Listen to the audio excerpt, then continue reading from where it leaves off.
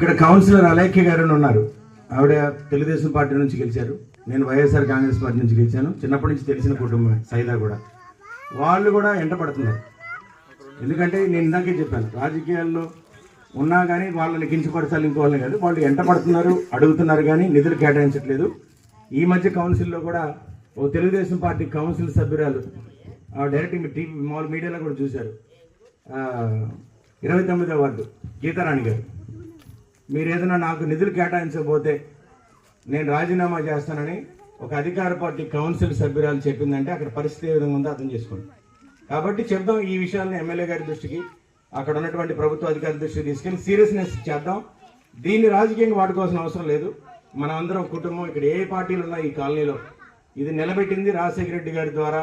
ఈ కాలనీ నిలబెట్టినప్పుడు దీంట్లో కష్టంలో మంచిలో బాలం పలుకుతుందో తప్ప రాజకీయాలు చూడమని తెలియజేసుకుంటూ ఖచ్చితంగా దాన్ని ముందుకు తీసుకెళ్తాం. రేపే ఫాలో చేద్దాం. అర్జెంటుగా ఏం చేయాలో ఆ పనులు చూద్దాం. వాటర్ ట్యాంకులు పంపించమని అడుగుతాను, కమిషనర్ గారికి లెటర్ పెడతాను, చైర్మన్ గారిని వచ్చి విజిట్ చేయమని అడుగుతాను. వారు మమ్మల్ని పిలవకపోయినా పర్వాలేదు, స్థానిక కౌన్సిలర్ని వాళ్ళు చొరవ తీసుకుని చేసే విధంగానే చేస్తాం. మేమేం కనబడక్కర్లా, పబ్లిసిటీ చేయక్కర్లా. నేను మీ దగ్గరికి వచ్చాను కాబట్టి ఆర్ఓ ప్లాంట్ గురించి మాట్లాడతాను.